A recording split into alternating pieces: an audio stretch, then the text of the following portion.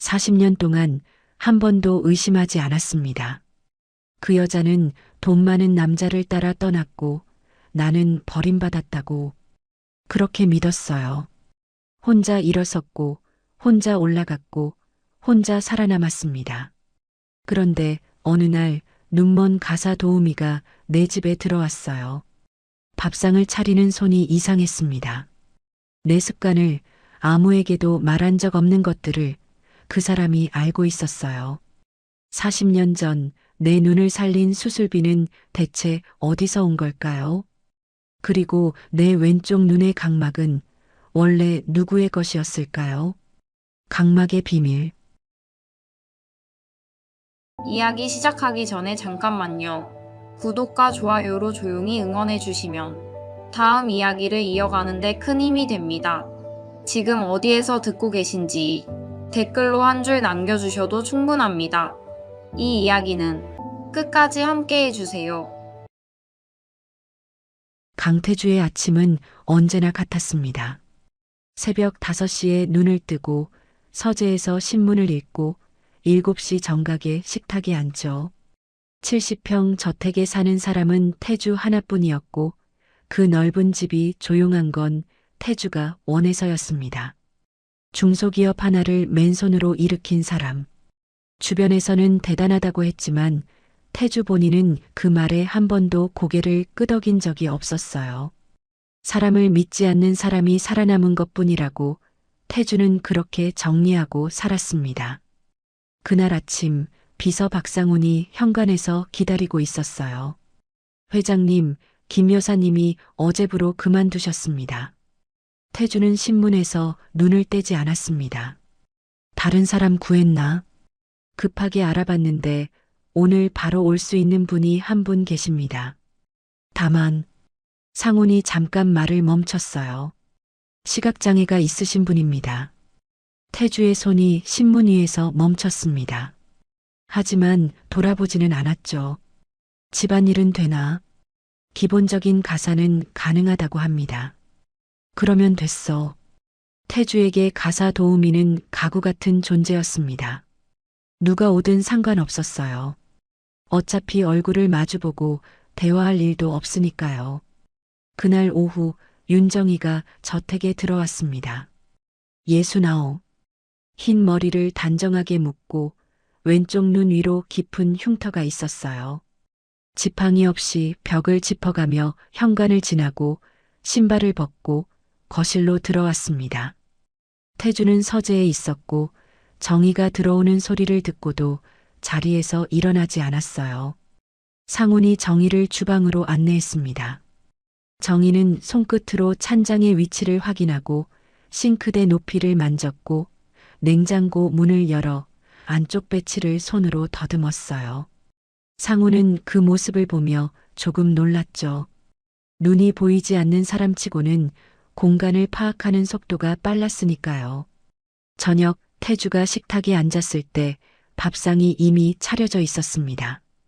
된장찌개, 나물 3가지, 생선구이. 태주는 젓가락을 들었다가 멈췄어요. 된장찌개에 건더기가 잘게 썰려 있었습니다.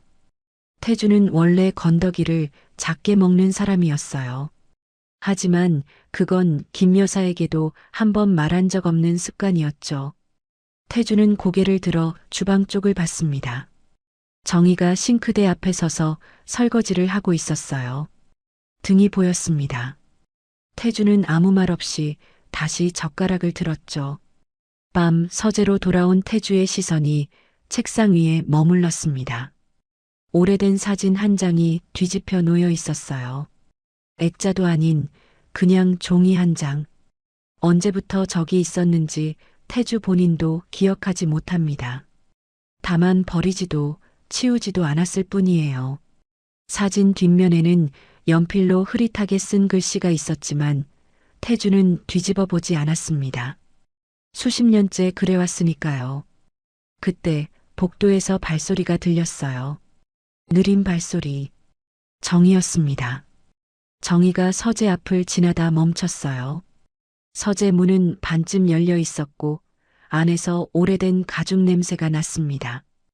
정희의 손이 문틀 위에 올라갔고 손가락 끝이 아주 천천히 나무결을 따라 움직였어요. 정희가 한 발짝 안으로 들어왔습니다. 책상 위에 놓인 무언가, 오래된 오르골 쪽으로 손을 뻗었어요. 손끝이 오르골의 모서리에 닿는 순간 정희의 손이 멈췄습니다. 아주 짧은 순간이었지만 분명히 멈췄어요. 뭐 하는 겁니까? 태주의 목소리에 정희가 손을 걷었습니다. 죄송합니다. 길을 잘 몰라서 잠깐 헤맸습니다. 정희가 고개를 숙이고 물러났어요. 태주는 정희의 등을 보지 않았습니다. 대신 정희의 손이 닿았던 오르골을 봤어요. 그 오르골은 40년 넘게 그 자리에 있었습니다. 한 번도 연 적 없고 한 번도 버린 적 없는 물건이었죠. 다음 날 아침 상훈이 태주에게 보고했습니다. 회장님, 어제 말씀드리려다 못한 게 있는데요. 새로 온 도우미 신원 조회를 했는데 이력이 좀 불분명합니다.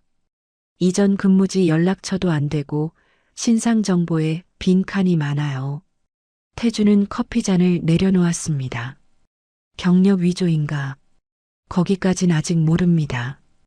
다만 확인이 좀 더 필요할 것 같습니다. 태주는 창밖을 봤어요. 정원이 보였고 그 너머로 정희가 빨래를 널고 있었습니다. 눈이 보이지 않는 사람이 빨랫줄 높이를 정확히 맞추고 있었어요. 태주는 대답하지 않았습니다. 다만 커피를 한 모금 더 마셨고 그 뒤로도 한참을 창밖에서 눈을 떼지 못했어요. 설명할 수 없는 무언가가 태주의 안쪽을 건드리고 있었지만 태주는 그걸 인정할 생각이 없었습니다. 정희가 저택에 온 지 일주일이 지났습니다. 태주는 여전히 정희와 마주 앉은 적이 없었어요. 아침에 식탁에 밥이 차려져 있고 저녁에 서재로 돌아오면 책상 위에 물 한 잔이 놓여 있었죠. 그뿐이었습니다. 정희는 보이지 않는 사람처럼 일했고 태주는 정희가 보이지 않는 것처럼 살았어요. 그런데 이상한 일이 계속됐습니다. 태주는 매일 아침 혈압약을 먹었어요. 7시 식사 전 반드시 미지근한 물과 함께. 김 여사는 3년을 일하면서도 약 먹는 시간을 한 번도 맞춘 적이 없었습니다. 그런데 정희는 첫날부터 정확히 6시 50분에 약과 물을 식탁 오른쪽에 놓아두었어요. 태주는 처음에는 상훈이 알려줬을 거라고 생각했습니다.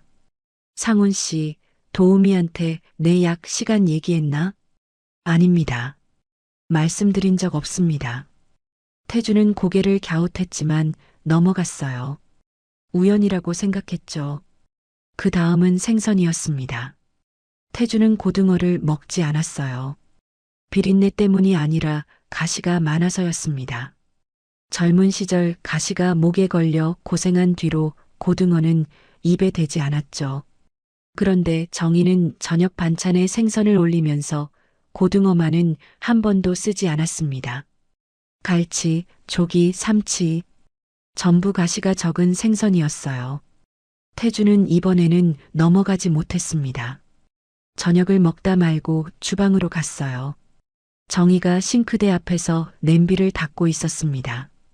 고등어는 왜 안 합니까? 정희의 손이 잠깐 멈췄어요. 하지만 아주 짧았습니다. 시장에 좋은 게 없었습니다. 일주일 내내 정희가 대답하지 않았어요. 수세미를 다시 움직였을 뿐이죠. 태주는 더 묻지 않았습니다. 돌아서면서 한 가지만 확인했어요. 정희의 등, 허리가 굽은 69의 등, 아무것도 읽히지 않았습니다. 그날 밤 태주는 서재에서 잠들지 못했어요. 40년 전이 떠올랐습니다. 29, 공장 야간 작업 중 화학약품이 눈에 튀었던 날. 왼쪽 눈 시신경 손상. 의사는 각막 이식 말고는 방법이 없다고 했고 수술비는 태주가 3년을 모아도 만들 수 없는 금액이었죠. 곁에 있던 사람이 윤정이었습니다. 정희는 같은 공장에서 일하던 여공이었어요. 태주보다 1살 어렸고 웃을 때 왼쪽 볼에 보조개가 깊었습니다. 둘은 공장 앞 분식집에서 라면 하나를 나눠 먹던 사이였고 태주가 유일하게 경계를 풀었던 사람이었어요. 그런데 정희가 떠났습니다. 수술을 이틀 앞두고 정희가 말했어요. 자기는 이제 다른 사람과 함께하기로 했다고. 상대는 공장 근처에서 잦은 납품을 하던 집안 좋은 남자였습니다. 태주는 병실 침대에 누운 채 정희의 말을 들었어요. 정희는 한 번도 뒤돌아보지 않았고 태주는 그날 이후 정희의 이름을 입 밖에 꺼낸 적이 없었습니다. 수술비는 어디선가 마련이 됐어요. 의사는 익명의 후원자가 있었다고만 했고 태주는 그걸 더 묻지 않았습니다. 그때는 분노가 너무 컸으니까요. 정희가 떠난 것, 그것만이 전부였습니다. 40년이 흘렀고 태주는 그 분노를 연료 삼아 여기까지 왔어요. 그런데 지금 이 집 주방에 서 있는 눈먼 여자가 태주의 약시간을 알고 고등어를 피하고 된장찌개 건더기를 잘게 썰고 있었습니다. 태주는 상훈을 불렀어요. 그 도우미 신원 조회 결과 나왔나? 상훈이 서류 한 장을 내밀었습니다. 이전 이력은 거의 확인이 안 됩니다. 다만 한 가지, 이력서에 기재된 보증인 성씨가 좀 특이합니다. 명문가 집안 성씨인데 도우미 본인 가족과는 관련이 없어 보입니다. 태주의 눈이 좁아졌어요. 무슨 집안? 예전에 이쪽 지역에서 자재 납품 사업을 하던 가문입니다. 자재 납품.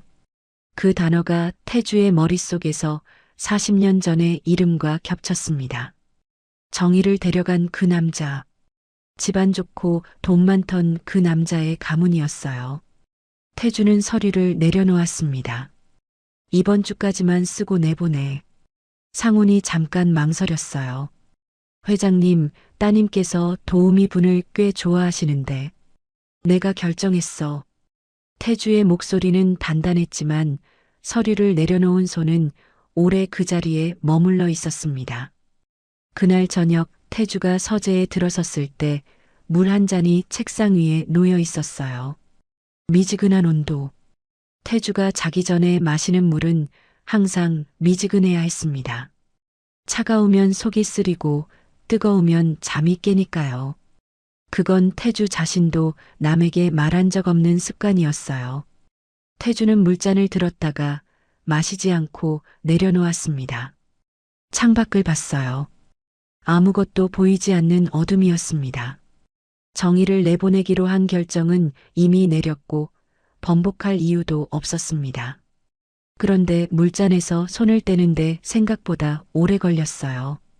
태주는 물잔 옆에 놓인 오르골을 봤습니다. 며칠 전 정희의 손끝이 닿았던 40년째 열지 않은 오르골. 내보내면 됩니다. 원래 모르는 사람이니까.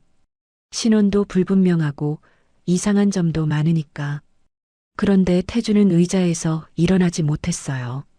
내보내야 한다는 확신과 내보내면 무언가를 영영 놓칠 것 같은 감각 사이에서 태주의 몸이 굳어 있었습니다. 해고 통보 사흘째 정희는 짐을 싸지 않았습니다. 싸지 않은 게 아니라 쌀 짐이 없었어요.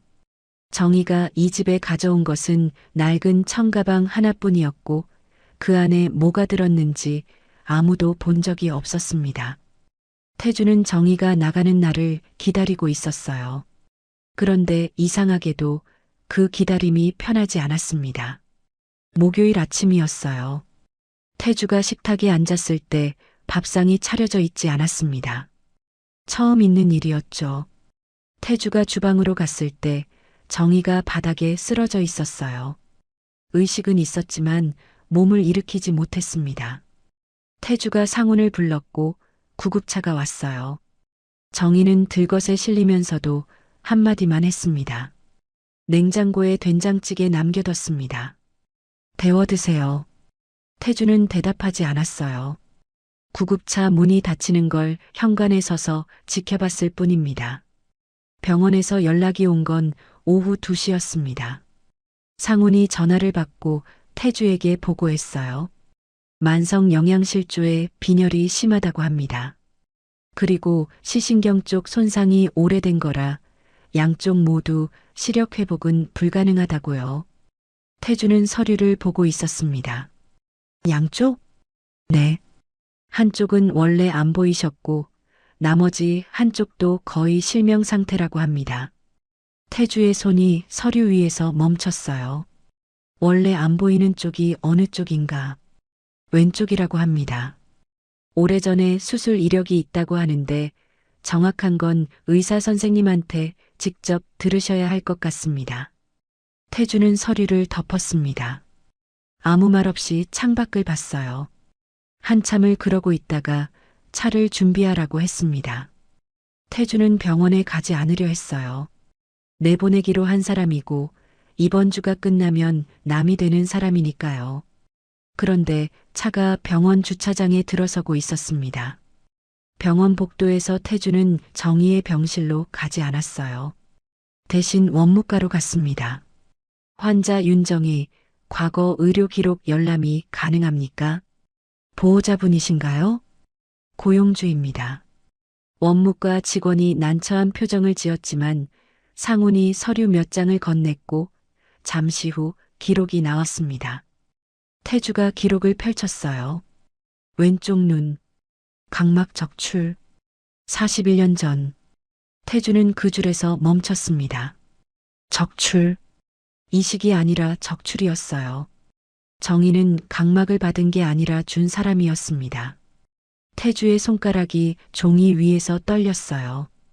다음 줄을 읽었습니다. 기증 대상, 기록 없음. 하지만 같은 날짜에 동일 병원에서 각막 이식 수술을 받은 환자 기록이 연결되어 있었고 그 환자 이름은 강태주였습니다. 태주는 기록을 내려놓지 못했어요. 손이 종이를 쥐고 있었고 놓으면 무언가가 무너질 것 같았습니다. 상훈이 조심스럽게 말했어요. 회장님, 괜찮으십니까? 태주는 대답하지 않았습니다. 대신 복도를 걸었어요. 원무과를 나와 엘리베이터를 타고 병원 로비를 지나 주차장 쪽으로 향했습니다.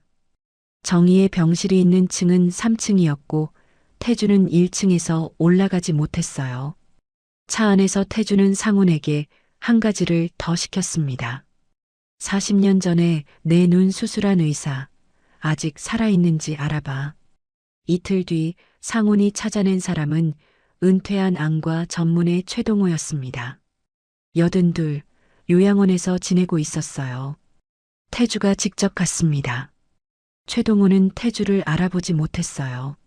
하지만 40년 전 수술 이야기를 꺼내자 노의사의 눈이 잠깐 선명해졌습니다.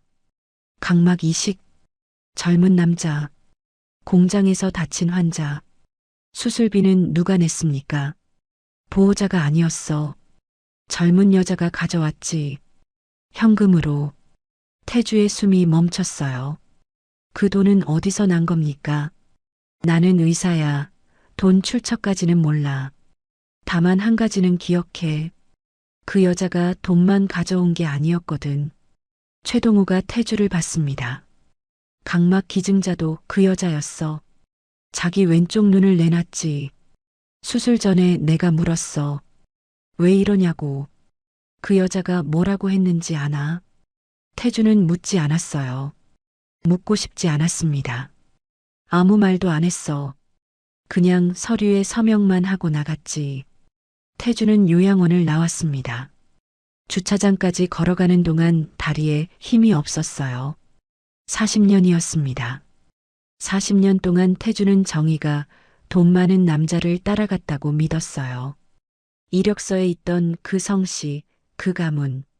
태주는 그 이름만으로 모든 이야기를 완성했었습니다. 정희는 배신했고 자기는 버림받았다고. 그런데 그 남자는 뭐였을까?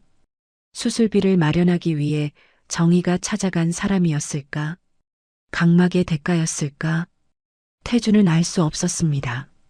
다만 한 가지는 분명했어요. 정희는 떠난 게 아니었습니다. 차 안에서 태주는 운전대를 잡고 있었어요. 시동을 걸지 않았습니다. 40년 전 병실에서 정희가 태주에게 떠난다고 말하던 날이 떠올랐어요. 그때 정희의 얼굴이 기억났습니다. 냉정했다고 태주는 그렇게 기억하고 있었어요. 그런데 지금 다시 떠올리자 하나가 보였습니다. 정희의 왼쪽 눈 위에 붕대가 감겨 있었어요. 그날도 감겨 있었습니다. 태주는 그걸 보고도 묻지 않았어요. 분노가 너무 커서 정희의 얼굴 전체가 보이지 않았던 겁니다. 지금 태주의 왼쪽 눈은 멀쩡했습니다. 40년째 잘 보이고 있었어요. 그 눈은 태주의 것이 아니었습니다. 태주는 운전대를 잡은 채 움직이지 못했어요. 병원으로 돌아가서 정희의 병실 문을 열면 되는 일이었습니다. 3층까지 올라가면 되는 일이었어요. 그런데 발이 떨어지지 않았습니다. 돌아가면 정희의 얼굴을 봐야 했고, 정희의 눈과 흉터를 봐야 했고, 그 흉터가 자기 왼쪽 눈이 멀쩡한 이유라는 걸 두 눈 뜨고 확인해야 했으니까요. 태주는 시동을 걸지 못한 채 주차장에 앉아 있었습니다. 태주는 그날 병원에서 돌아오지 못했습니다. 주차장에서 2시간을 앉아 있다가 결국 시동을 걸고 집으로 왔어요. 저택은 어두웠고 주방에 불이 꺼져 있었습니다. 정희가 없는 첫 번째 저녁이었어요. 태주는 식탁에 앉지 않았습니다. 서재로 갔어요. 책상 위에 오르골이 있었고 그 옆에 뒤집힌 사진이 있었습니다. 태주는 의자에 앉아서 그 2가지를 번갈아 봤어요. 상훈이 문을 두드렸습니다. 회장님, 병원에서 연락 왔습니다.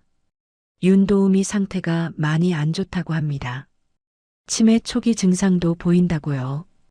보호자가 없어서 병원 측에서 연락 가능한 분을 찾고 있습니다. 태주는 대답하지 않았어요. 회장님, 들었어. 상훈이 나갔습니다. 태주는 혼자 남았어요. 치매라는 단어가 머릿속에 남아 있었습니다. 정희가 기억을 잃어간다는 뜻이었어요.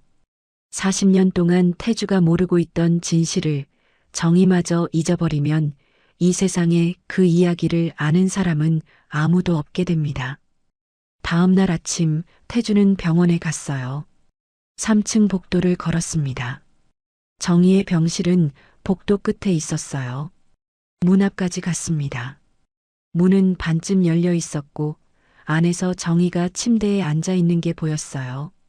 창문 쪽을 향하고 있었지만 보이지 않는 눈으로 무엇을 보고 있었는지는 알 수 없었습니다. 태주는 문을 열지 못했어요. 손이 문 손잡이 위에 올라갔다가 내려왔습니다. 그걸 3번 반복했어요. 4번째에 태주는 손을 내리고 복도 의자에 앉았습니다. 1시간을 앉아 있었어요. 그때 간호사가 정희의 병실에서 나왔습니다. 간호사 손에 비닐봉지가 들려 있었어요. 보호자분이세요? 아닙니다. 혹시 소지품 맡아주실 수 있으세요?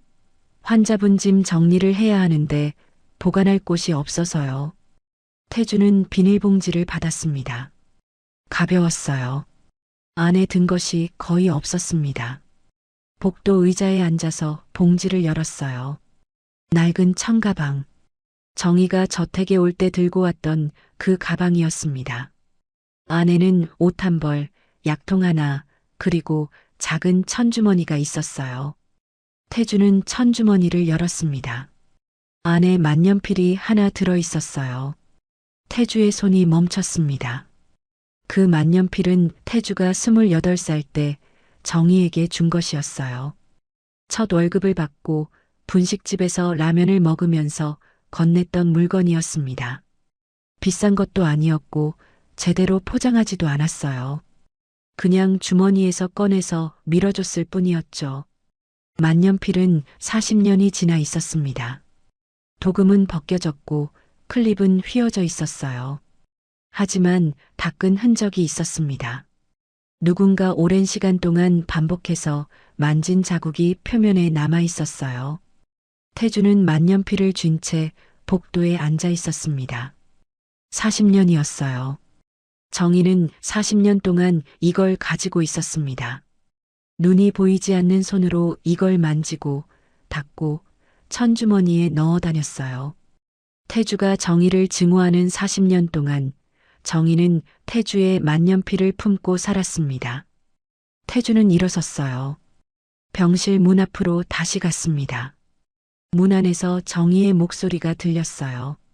간호사에게 말하고 있었습니다. 퇴원하면 어디로 가야 합니까? 보호자분이 정해주실 거예요. 보호자는 없습니다. 태주는 문 밖에 서 있었어요. 정희는 태주가 온 줄 몰랐을 겁니다. 태주가 문을 열었습니다. 정희의 고개가 문 쪽으로 돌아왔어요. 보이지 않는 눈이 태주가 서 있는 방향을 향했습니다. 정희는 아무 말도 하지 않았어요. 하지만 정희의 손이 이불 위에서 아주 천천히 움직였고 주먹을 쥐었습니다. 태주가 입을 열었어요. 알고 있습니다. 정희의 입술이 움직이려다 멈췄습니다. 잠깐의 침묵이 흘렀어요. 알게 되셨군요. 그게 전부였습니다. 정희는 더 말하지 않았어요. 해명도 설명도 변명도 없었습니다. 40년을 침묵했던 사람이 40년 하고도 하루가 더 지나서도 여전히 침묵을 골랐어요. 태주는 침대 옆에 서 있었습니다. 앉지도 더 가까이 가지도 못했어요. 집으로 갑시다.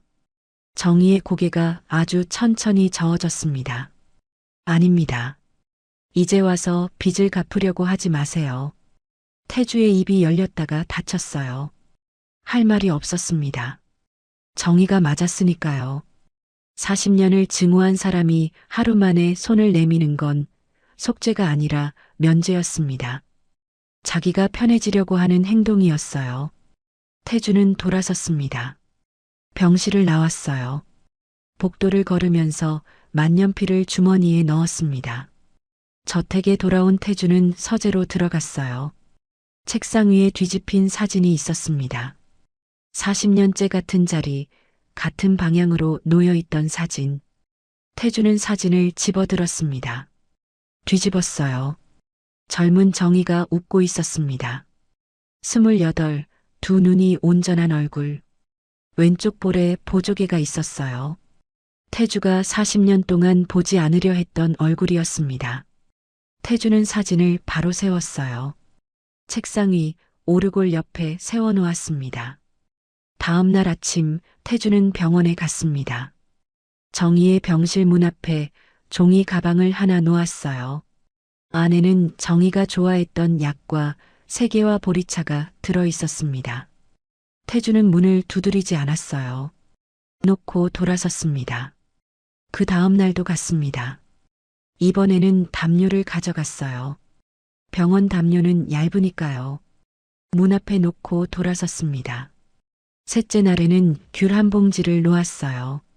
넷째 날 태주가 종이 가방을 내려놓는데 병실 안에서 정희의 목소리가 들렸습니다. 매일 오시는 거 압니다. 태주의 손이 종이 가방 위에서 멈췄어요. 문은 안 열어도 발소리로 알아요. 예전에도 그랬으니까. 태주는 문 앞에 서 있었습니다. 손이 손잡이 위에 올라갔어요.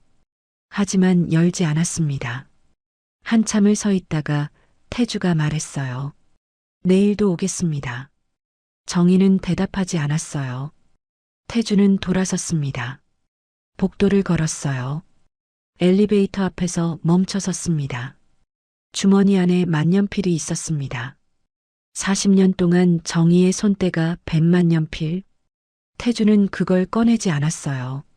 다만 주머니 위로 손을 올려놓고 한참을 서 있었습니다. 돌이킬 수 없다는 걸 알고 있었어요. 40년은 돌아오지 않고 정희의 눈도 돌아오지 않습니다. 용서를 구한다 해도 그건 태주의 안도를 위한 말이지 정희를 위한 말은 아니었어요. 태주에게 남은 건 한 가지뿐이었습니다. 내일도 문 앞에 서는 것. 모레도 그 다음 날도. 돌아서는 태주의 발걸음은 느렸지만 멈추지는 않았습니다. 65세 박정숙, 40년을 남편과 함께한 전업주부.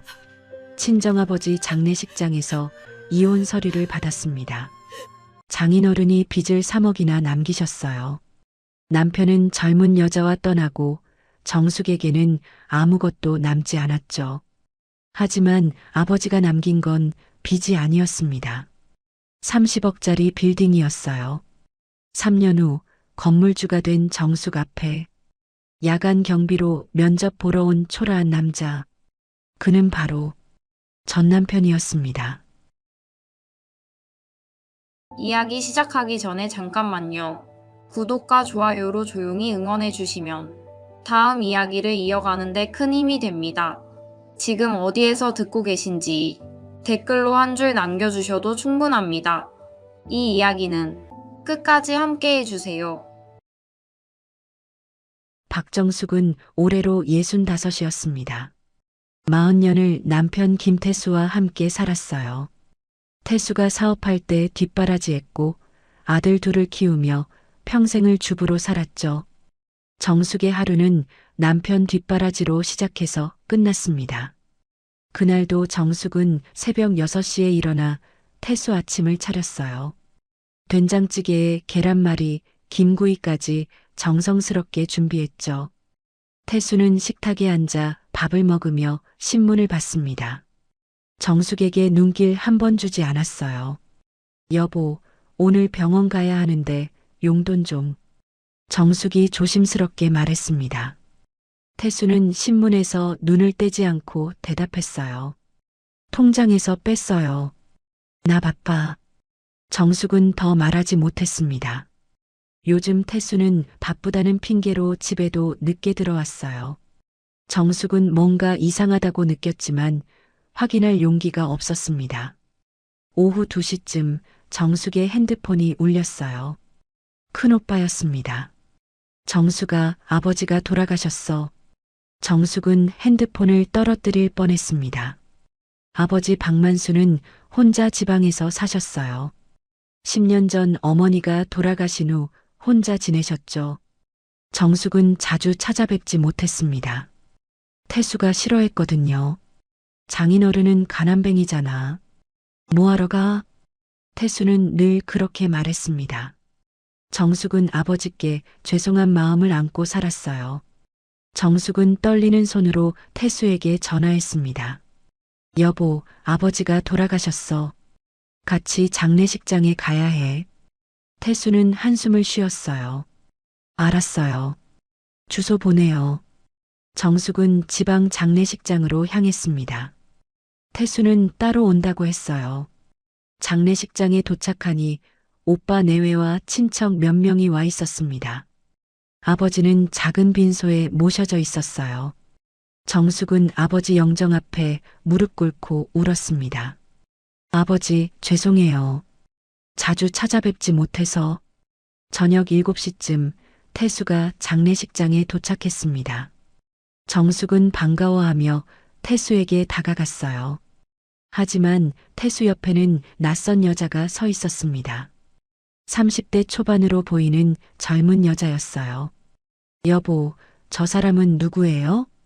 정숙이 물었습니다. 태수는 차갑게 대답했어요. 회사 직원이에요. 운전해줬어요. 정숙은 이상한 느낌이 들었지만 아무 말도 하지 못했습니다. 태수는 형식적으로 분양만 하고 밖으로 나갔어요.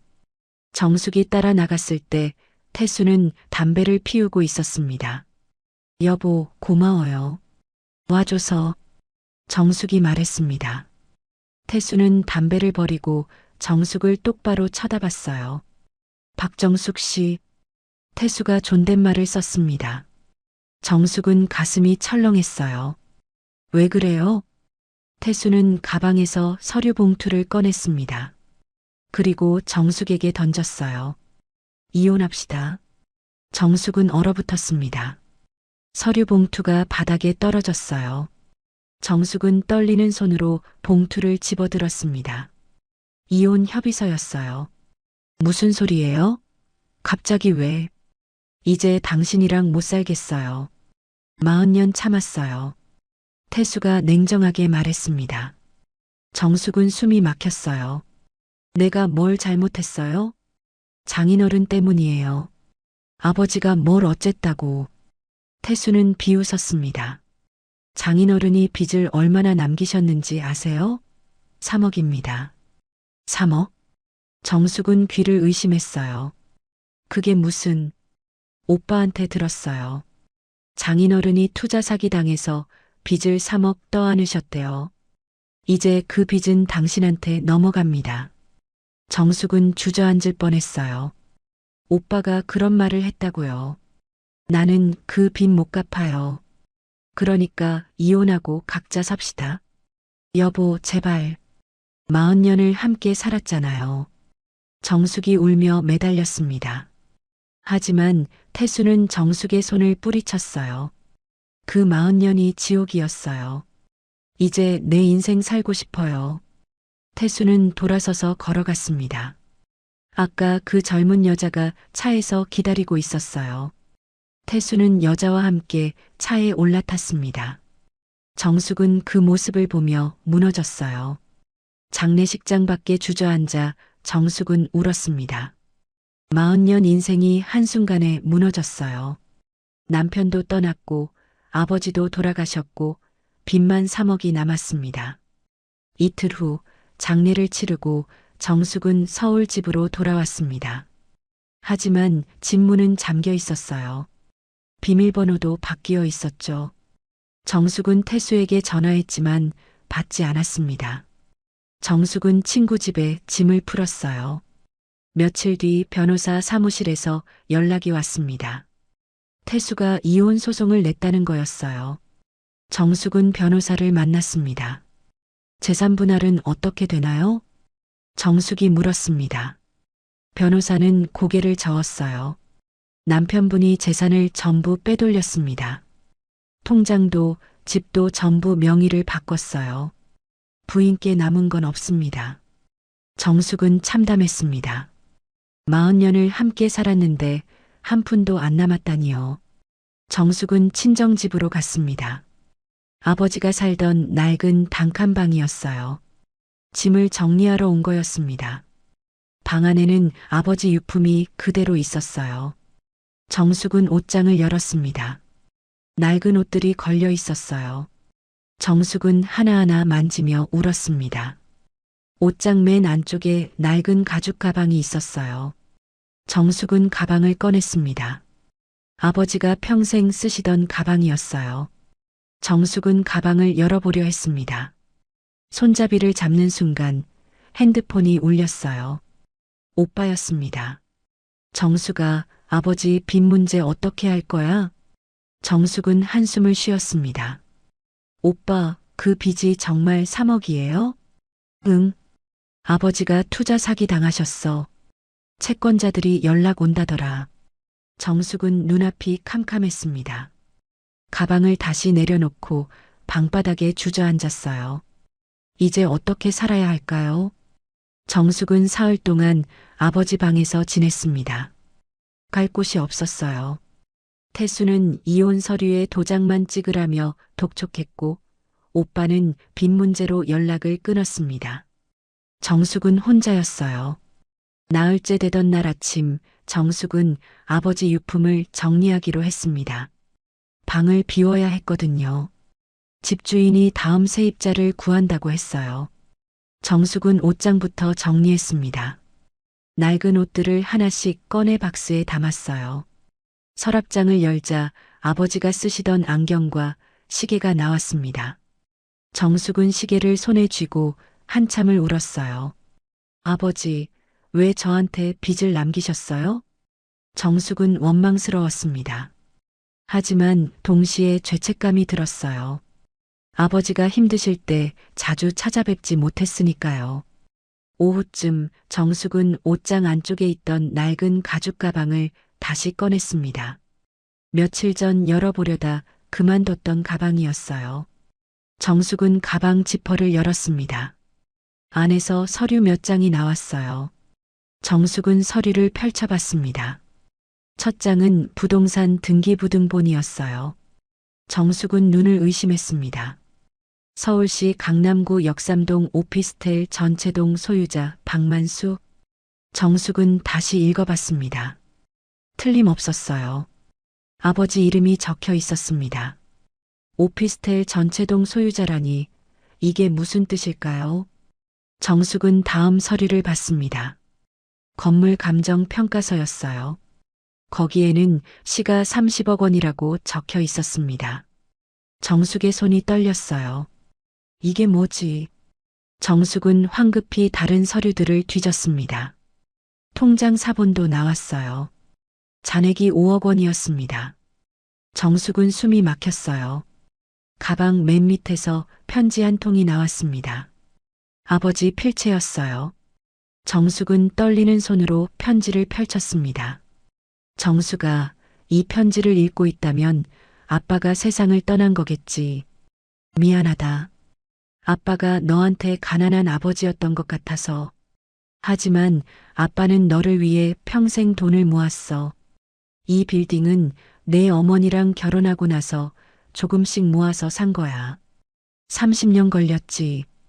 이제 이 빌딩은 내 거야. 내 남편한테는 말하지 마. 그 사람 믿지 마. 아빠가 보기엔 좋은 사람이 아니더라. 이 빌딩으로 내 인생 다시 시작해. 사랑한다. 우리 딸. 마이너스 아빠. 정숙은 편지를 읽고 또 읽었습니다. 눈물이 주르륵 흘러내렸어요. 아버지는 가난한 사람이 아니었습니다. 빚쟁이도 아니었어요. 오히려 딸을 위해 평생 모은 재산을 남기신 거였죠. 아버지. 정숙은 편지를 가슴에 안고 울었습니다. 아버지가 왜 검소하게 사셨는지 이제야 알았어요. 딸에게 물려줄 재산을 모으기 위해서였던 거죠. 정숙은 즉시 부동산 중개사무소를 찾아갔습니다. 등기부등본을 보여주며 물었어요. 이 건물이 정말 존재하나요? 중개인이 서류를 확인하더니 고개를 끄덕였습니다. 네, 역삼동에 있는 오피스텔입니다. 10층짜리 건물이에요. 현재 시가로는 30억 정도 됩니다. 정숙은 현기증이 났어요. 정말이었습니다. 아버지가 30억짜리 빌딩을 남기신 거였어요. 명예 이전을 하고 싶습니다. 소유자가 돌아가셨으면 상속 절차를 밟으셔야 합니다. 변호사 통해서 하시면 됩니다. 정숙은 즉시 변호사를 찾아갔습니다. 이혼 소송 담당 변호사였어요. 선생님, 이것 좀 봐주세요. 정숙이 등기부등본을 내밀었습니다. 변호사는 서류를 보더니 눈이 커졌어요. 이게 진짜입니까? 네. 아버지가 남기신 유산입니다. 변호사가 웃었어요. 축하드립니다. 이제 이혼 걱정 안 하셔도 됩니다. 재산이 있으시니까요. 정숙도 처음으로 웃었습니다. 변호사는 즉시 상속 절차를 시작했어요. 한 달쯤 걸린다고 했습니다. 한 달 후 빌딩은 정식으로 정숙 명의가 됐습니다. 정숙은 빌딩을 찾아갔어요. 역삼동 한복판에 서 있는 깔끔한 10층짜리 건물이었습니다. 정숙은 건물 앞에서 한참을 바라봤어요. 아버지가 평생 모아서 남긴 선물이었죠. 정숙은 눈물을 닦고 건물 안으로 들어갔습니다. 1층에는 부동산 중개소가 입주해 있었어요. 2층부터 10층까지는 작은 사무실들이 들어차 있었습니다. 관리사무소 직원이 정숙을 맞았어요. 건물주님이십니까? 네, 그렇습니다. 박만수 회장님 따님이시군요. 회장님께서 돌아가셨다는 소식 들었습니다. 삼가 조의를 표합니다. 정숙은 고개를 숙였습니다. 직원이 말했어요. 회장님께서 이 건물을 30년간 운영하셨습니다. 정말 성실하신 분이셨어요. 매달 임대료 관리도 직접 하셨죠. 정숙은 가슴이 뭉클했어요. 아버지가 얼마나 고생하셨을까요? 건물 운영은 제가 계속 도와드리겠습니다. 현재 공실이 거의 없어요. 매달 임대료 수입이 2천만 원 정도 됩니다. 정숙은 놀랐어요. 한 달에 2천만 원이라니. 1년이면 2억 4천만 원이었습니다. 정숙은 이혼 서류에 도장을 찍었습니다. 태수와 싸우고 싶지 않았어요. 그냥 끝내고 싶었습니다. 태수는 만족스럽게 웃으며 서류를 챙겼죠. 잘 사세요. 태수가 비아냥거리며 말했습니다. 정숙은 대답하지 않았어요. 태수는 젊은 여자와 함께 떠났습니다. 이혼 후 정숙은 빌딩 근처에 작은 오피스텔을 얻었어요. 그리고 건물 관리에 집중하기 시작했습니다. 아버지가 하시던 일을 이어받는 거였죠. 3년이 흘렀습니다. 정숙은 이제 68이었어요. 빌딩은 잘 운영됐고 정숙은 경제적으로 여유로워졌습니다. 외로웠지만 혼자 사는 것도 나쁘지 않았어요. 어느 날 관리사무소 직원이 정숙에게 전화했습니다. 건물주님, 야간 경비 자리가 비었습니다. 면접 보러 온 사람이 있는데 오늘 오실 수 있으세요? 네, 가겠습니다. 정숙은 빌딩으로 갔습니다. 관리사무소에 도착하니 복도에 한 남자가 서 있었어요. 등을 보이고 서 있어서 얼굴은 안 보였습니다. 정숙이 사무소 문을 열었습니다. 들어오세요. 남자가 천천히 돌아섰습니다. 정숙은 그 자리에서 얼어붙었어요. 남자도 멈칫했습니다. 김태수였습니다. 정숙과 태수는 서로를 멍하니 바라봤습니다. 복도에 침묵만 흘렀어요. 태수는 3년 전과 완전히 달라져 있었습니다. 말끔하던 얼굴은 수척해졌고 비싼 정장 대신 낡은 점퍼를 입고 있었어요. 태수가 먼저 고개를 숙였습니다. 안녕하십니까? 목소리도 달라졌어요. 예전의 거만함은 사라지고 조심스러운 말투였죠. 정숙은 감정을 추스르며 사무소 안으로 들어갔습니다. 들어오세요. 태수는 주춤거리며 따라 들어왔어요. 관리사무소 직원이 이력서를 정숙에게 건넸습니다. 정숙은 이력서를 받아봤어요. 김태수, 68세, 경력 건설 자재 사업 30년. 정숙은 이력서를 내려놓고 태수를 봤습니다. 태수는 고개를 들지 못했어요. 경비일 해보신 적 있으세요? 정숙이 차갑게 물었습니다. 태수는 고개를 저었어요. 없습니다. 하지만 배우겠습니다. 왜 이 일을 지원하셨죠? 태수는 잠시 망설였습니다. 일자리가 필요해서입니다. 정숙은 웃음이 나왔지만 참았어요. 3년 전 그렇게 거만하던 사람이 지금은 경비 일을 구하러 왔다니요. 사업은 어떻게 됐나요? 정숙이 물었습니다. 태수의 얼굴이 창백해졌어요. 망했습니다. 그래서 여기 오셨군요. 태수는 대답하지 못했습니다. 정숙은 이력서를 다시 봤어요. 가족은 어떻게 됐습니까? 태수가 움찔했습니다. 혼자 삽니다. 정숙은 고개를 끄덕였어요. 그 젊은 여자도 떠났나 봅니다. 태수에게 돈이 없으니까요. 집은 어디 사세요? 고시원입니다. 정숙은 더 이상 묻지 않았습니다. 태수의 몰락이 한눈에 보였어요. 관리사무소 직원이 조심스럽게 말했습니다. 건물주님, 이분 채용하시겠습니까? 다른 지원자도 있긴 한데. 정숙은 태수를 똑바로 쳐다봤습니다. 태수는 여전히 고개를 숙이고 있었어요. 정숙은 천천히 입을 열었습니다. 채용하겠습니다. 태수가 깜짝 놀라 고개를 들었어요. 정숙을 믿을 수 없다는 표정으로 바라봤습니다. 정말입니까? 네. 내일부터 출근하세요. 태수는 어쩔 줄 몰라 했어요. 정숙은 자리에서 일어났습니다. 근무 시간이랑 월급은 직원이 설명해 줄 겁니다. 성실히 일하세요. 정숙이 사무소를 나가려는데 태수가 불렀습니다. 정숙 씨. 정숙은 돌아보지 않았어요. 건물주님이라고 부르세요. 우리 남남입니다. 정숙은 그대로 나가버렸습니다. 복도를 걸으며 정숙은 주먹을 쥐었어요. 손이 떨렸습니다. 3년 만에 다시 본 태수는 초라한 노인이었어요. 다음 날부터 태수는 야간 경비로 일하기 시작했습니다. 저녁 6시부터 다음 날 아침 6시까지 근무했어요. 정숙은 가끔 저녁에 건물을 찾았습니다. 태수를 보러 온 게 아니라 건물을 확인하러 온 거였죠. 일주일쯤 지난 어느 날 저녁 정숙이 건물 1층 로비를 지나가는데 태수가 청소를 하고 있었어요. 허리를 굽히고 바닥을 닦고 있었습니다. 정숙은 그 모습을 보다가 지나쳤어요. 태수가 조심스럽게 불렀습니다. 건물주님. 정숙은 멈춰섰습니다. 돌아보지 않고 물었어요. 왜요?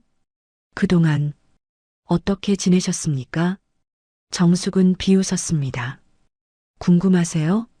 당신이 버린 사람이 어떻게 살았는지. 태수는 대답하지 못했어요. 정숙은 계속 말했습니다. 잘 살았어요.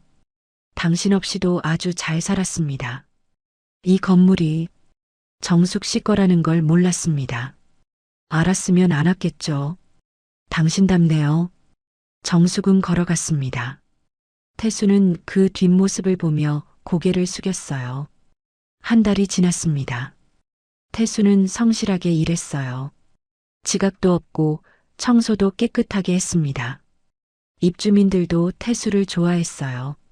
어느 날 밤 정숙이 늦게 건물에 들렀습니다. 서류를 두고 와서 가져가려고요. 1층 로비에 태수가 앉아 있었어요. 도시락을 먹고 있었습니다. 정숙은 지나가려다 멈췄어요. 태수의 도시락을 봤습니다. 밥에 김치 몇 조각이 전부였어요. 반찬도 없었습니다. 정숙은 왠지 모르게 가슴이 아팠어요. 하지만 외면했습니다. 엘리베이터를 타고 사무실로 갔죠. 서류를 챙기고 내려오는데 태수가 여전히 로비에 앉아 있었어요. 이번엔 고개를 숙이고 있었습니다. 어깨가 들썩였어요. 울고 있었던 거죠. 정숙은 멈춰 섰습니다. 다가가야 할까요? 그냥 갈까요? 정숙은 결국 다가갔어요. 왜 우세요? 태수가 깜짝 놀라 고개를 들었습니다. 눈이 빨갛게 충혈돼 있었어요. 죄송합니다. 실례했습니다. 태수가 황급히 눈물을 닦았습니다. 정숙은 태수 맞은편에 앉았어요. 사업이 어떻게 망했습니까? 태수는 잠시 망설이다 입을 열었어요. 이혼하고 그 여자랑 사업을 시작했습니다. 음식점이었어요. 그 여자가 요리를 한다고 해서. 그래서요? 망했습니다. 6개월 만에요. 빚만 2억 생겼습니다. 정숙은 아무 말도 하지 않았어요. 태수는 계속 말했습니다. 그 여자는 빚쟁이들이 찾아오자 도망갔습니다. 연락도 안 됩니다. 저는 집도 팔고 차도 팔았어요. 그래도 빚을 다 못 갚았습니다. 그래서 지금 고시원에 사는 거군요. 태수가 고개를 끄덕였어요. 아들들한테도 연락 못 합니다. 제가 아버지 자격이 없어서요. 정숙은 한숨을 쉬었습니다. 태수는 손으로 얼굴을 가렸어요. 정숙 씨, 아니 건물주님. 제가 정말 잘못했습니다. 지금 와서 사과하면 뭐합니까? 알고 있습니다. 용서받을 자격도 없습니다. 하지만 말하고 싶었습니다. 제가 바보였다고. 40년을 함께한 사람을 버리고 젊은 여자 따라간 제가 한심하다고요. 정숙은 태수를 바라봤어요. 한때 사랑했던 남자였습니다. 40년을 함께 살았던 사람이었죠. 하지만 이제는 남이었어요. 김태수 씨, 정숙이 차갑게 말했습니다. 네. 당신이 저를 버렸을 때 저는 죽고 싶었어요. 40년 인생이 한순간에 무너졌으니까요. 태수는 고개를 숙였어요. 하지만 저는 살았습니다. 아버지가 남기신 유산 덕분에요. 태수가 고개를 들었습니다. 장인어른이 유산을? 네. 당신이 빚쟁이라고 욕했던 그분이 저한테 30억짜리 빌딩을 남기셨어요. 태수의 얼굴이 하얗게 변했어요. 이 빌딩이 장인어른 거였습니까? 네. 그래서 제가 지금 건물주입니다. 태수는 입을 다물지 못했어요. 정숙은 자리에서 일어났습니다. 성실히 일하세요. 당신을 채용한 건 불쌍해서가 아니에요. 경비가 필요해서입니다. 정숙은 건물 밖으로 나갔습니다. 태수는 그 자리에 그대로 앉아 있었어요. 그날 이후로 태수는 더 열심히 일했습니다. 정숙이 건물에 올 때마다 고개를 숙이고 인사했어요. 정숙은 담담하게 받아줬습니다. 복수하려는 마음은 없었어요. 그저 태수가 자신의 잘못을 깨닫기를 바랄 뿐이었죠. 2달쯤 지난 어느 날 정숙은 관리사무소에서 서류를 확인하고 있었습니다. 태수가 조심스럽게 문을 두드렸어요. 건물주님, 잠깐 말씀드릴 게 있습니다. 들어오세요. 태수가 들어와 정숙 앞에 섰습니다. 손에 봉투를 들고 있었어요. 이게 뭡니까? 사표입니다. 정숙은 놀랐습니다. 왜요? 일하기 힘듭니까? 태수는 고개를 저었어요. 아닙니다. 제가 여기 있는 게 건물주님한테 불편할 것 같아서요. 정숙은 사표를 받지 않았습니다. 제가 불편하다고 한 적 없습니다. 하지만 김태수 씨 앉으세요. 태수는 망설이다 의자에 앉았어요.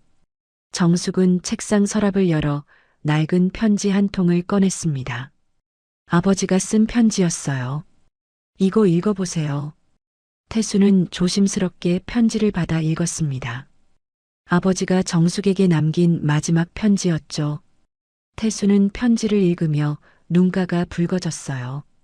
장인어른께서 이렇게, 네, 제 아버지는 평생 절약하며 이 빌딩을 사셨어요. 저를 위해서요. 태수는 편지를 내려놓고 고개를 숙였습니다.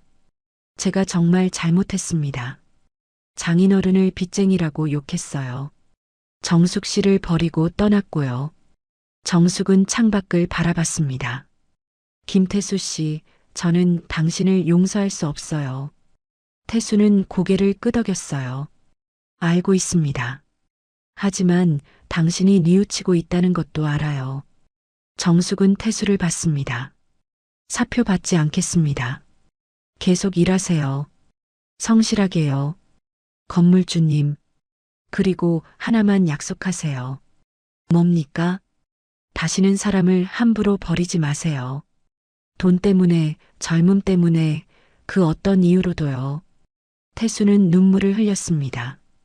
약속하겠습니다. 정숙은 사표를 찢어버렸어요. 태수는 그 모습을 보며 더 크게 울었습니다. 한 달 뒤 정숙은 건물 옥상에서 태수를 만났습니다. 태수는 옥상 청소를 하고 있었어요. 정숙이 다가가자 태수는 놀라며 인사했습니다. 건물주님, 왜 올라오셨습니까? 바람 좀 쏠어요. 정숙은 난간에 기대 서울 야경을 바라봤어요. 태수도 옆에 섰습니다. 예쁘죠? 정숙이 말했습니다. 태수는 고개를 끄덕였어요. 네. 예전엔 이런 걸 볼 여유가 없었는데. 바쁘셨나 봐요. 아니요. 눈이 멀었었습니다. 돈만 보고 살았어요. 정숙은 태수를 봤어요. 후회하세요? 태수는 주저없이 대답했습니다. 매일 후회합니다. 정숙 씨를 버린 걸요. 정숙은 아무 말도 하지 않았어요. 태수는 계속 말했습니다.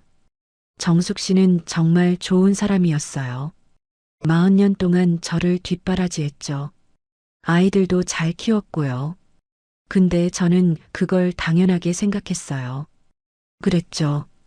이제야 알았습니다. 정숙 씨가 얼마나 소중한 사람이었는지요. 정숙은 쓸쓸하게 웃었어요. 너무 늦었어요. 알고 있습니다. 두 사람은 한참 동안 말없이 야경을 바라봤습니다. 태수가 조심스럽게 물었어요.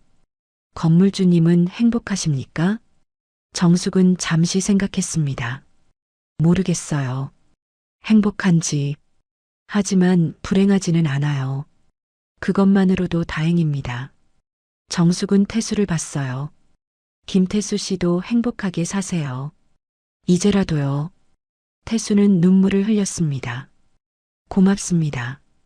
제 같은 사람한테 이렇게 대해주셔서요. 정숙은 고개를 저었어요. 복수하려던 건 아니에요. 그냥 사람답게 살라고 알려주고 싶었던 거예요. 태수는 깊이 고개를 숙였습니다. 6개월이 지났습니다. 어느 날 정숙에게 아들에게서 전화가 왔어요. 큰아들 민수였습니다. 엄마, 나야. 민수야, 잘 지내니? 응. 근데 엄마 아빠 어디 계신지 알아? 정숙은 멈칫했습니다.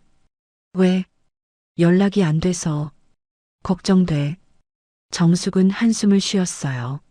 엄마가 알아볼게. 정숙은 전화를 끊고 건물 로비로 내려갔습니다. 태수가 청소를 하고 있었어요. 김태수 씨. 네, 건물주님. 아드님들한테 연락하세요. 태수는 고개를 저었어요. 저는 자격이 없습니다. 아이들이 걱정하고 있어요. 아버지니까 연락하세요. 태수는 망설였습니다. 정숙이 말했어요. 다시 시작하세요. 늦지 않았어요. 태수는 정숙을 봤습니다. 정숙은 따뜻하게 웃었어요. 태수도 눈물을 글썽이며 고개를 끄덕였습니다. 일주일 뒤 태수의 아들들이 건물을 찾아왔습니다. 정숙은 사무실에서 그 모습을 봤어요. 태수는 아들들 앞에서 무릎을 꿇고 사과했습니다. 아들들은 울면서 아버지를 일으켰죠. 정숙은 창문 너머로 그 광경을 보며 미소 지었습니다. 복수는 이런 게 아니에요. 상대방이 자신의 잘못을 깨닫고 변하게 만드는 게 진짜 복수였습니다. 1년이 지났습니다. 태수는 여전히 경비로 일하고 있었어요. 하지만 이제는 얼굴에 웃음이 있었습니다. 아들들과 화해했고 빚도 조금씩 갚아나가고 있었죠. 어느 날 저녁 정숙이 건물을 나서는데 태수가 문을 열어줬어요. 조심히 가십시오, 건물주님. 수고하세요. 정숙이 걸어가는데 태수가 불렀습니다. 건물주님. 정숙이 돌아봤어요. 고맙습니다. 제게 다시 시작할 기회를 주셔서요. 정숙은 고개를 끄덕였습니다. 김태수 씨도 이제 행복하세요. 네. 건물주님도요. 정숙은 미소 지으며 걸어갔습니다. 밤하늘에 별이 총총했어요. 정숙은 하늘을 올려다봤습니다. 아버지, 보고 계시죠? 제가 잘하고 있어요. 바람이 불어왔습니다. 아버지의 대답 같았어요. 정숙은 건물을 돌아봤습니다. 아버지가 평생 모아 남긴 선물이었죠. 정숙은 이제 혼자가 아니었어요. 아버지의 사랑이 함께 있었고 새로운 인생이 기다리고 있었습니다. 68배 나이에 다시 시작하는 인생이었죠. 정숙은 웃으며 집으로 향했습니다. 내일은 또 어떤 하루가 기다리고 있을까요? 정숙은 기대됐어요. 인생은 끝나지 않았으니까요.